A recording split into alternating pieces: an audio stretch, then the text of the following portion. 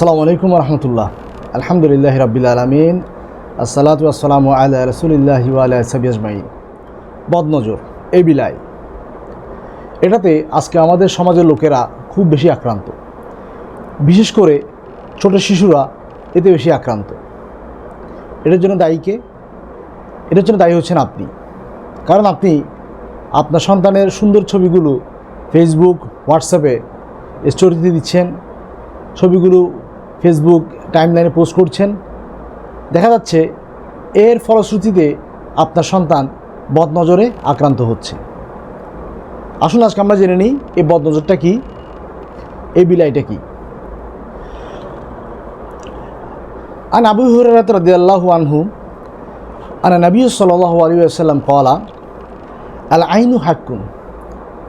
আবু হুরায়রা রাদিয়াল্লাহু আনহু বর্ণিত, রাসূলুল্লাহ সাল্লাল্লাহু আলাইহি ওয়াসাল্লাম বলেন, বদনজর হচ্ছে সত্য। অন্য এক হাদিসে আব্দুল্লাহ ইবনে আব্বাস রাদিয়াল্লাহু তাআলা আনহু বর্ণিত,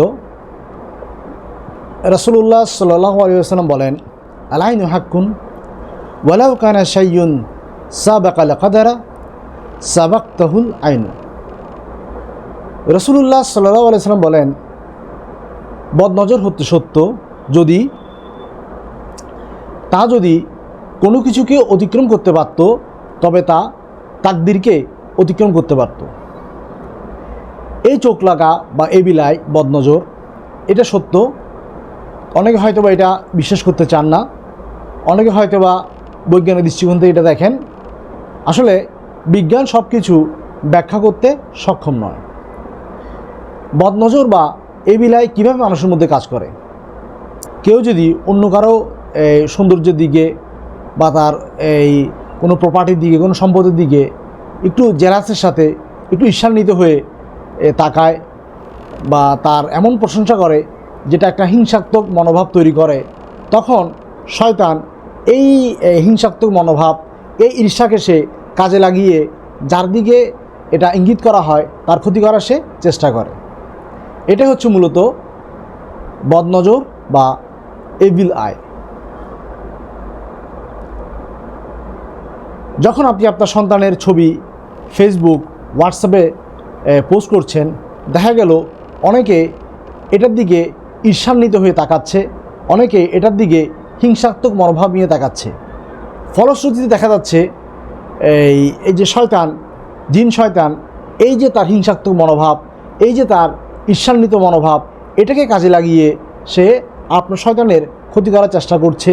দেখা যাচ্ছে আপনার সন্তান বিভিন্ন রোগে আক্রান্ত, ঠিকভাবে খাওয়া দাওয়া করছে না, তার শরীর দুর্বল, সে কেমন যেন একটা বিষণ্ণ। তো এগুলো থেকে মুক্তি পেতে হলে অবশ্যই আপনাকে আপনার সন্তানের ছবি ফেসবুক, ইউটিউব অথবা হোয়াটসঅ্যাপে দেওয়া বন্ধ করতে হবে। আয়েশা রাদিয়াল্লাহু তাআলা আনহা বলেন, রাসূলুল্লাহ সাল্লাল্লাহু আলাইহি ওয়াসাল্লাম বলেছেন, এই বদনজর অথবা এভিল আই থেকে বাঁচার জন্য ঝাড়ফুঁক করতে হবে। আপনি সর্বদা নিজে সূরা ইখলাস, সূরা ফালাক, সূরা নাস তেলাওয়াত করুন সকাল সন্ধ্যায়, এবং আয়াতুল কুরসি তেলাওয়াত করুন, এবং এগুলো তেলাওয়াত করে আপনার সন্তানকে ঝাড়ফুঁক করুন। তবেই এই বদনজর অথবা এভিল আই থেকে বাঁচা সম্ভব। বদনজর কীভাবে লাগে আমরা যদি একটু বিস্তারিত বলি। যখন কোনো ব্যক্তি অন্য কোনো ব্যক্তির সৌন্দর্য, গুণ, সম্পদ, সন্তান বা সাফল্যের দিকে মানে তীব্র মুগ্ধতা বা অন্তরের হিংসা নিয়ে তাকায়, তখন তার চোখ থেকে এক ধরনের নেতিবাচক বা ক্ষতিকারক শক্তি নির্গত হয়। অর্থাৎ এটা মূলত হচ্ছে কি জিন শয়তানের কাজ। সে এই হিংসাত্মক মনোভাব বা এই যে এই তীব্র মুগ্ধতা, এই শয়তান এটাকে কাজে লাগায়, এটাকে কাজে লাগিয়ে সে অন্যের ক্ষতি করে।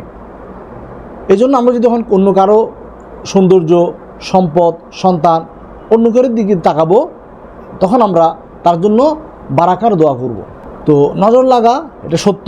এটা থেকে বেঁচে থাকতে হলে আল্লাহ সুবহানাহু ওয়া তাআলা যে সকল দোয়া, যে সকল সূরা আমাদেরকে সর্বদা পড়তে বলেছেন, যদি আমরা তা রেগুলার পড়ি, তবে আমরা এই চোখ লাগা অথবা বদনজর অথবা এভিল আই থেকে বেঁচে থাকতে পারবো, এবং আপনি আপনার সন্তানকেও এই ধ্বংসাত্মক যে ফিতনা থেকে, এই ধ্বংসাত্মক যে ক্ষতি হতে রক্ষা করতে পারবেন।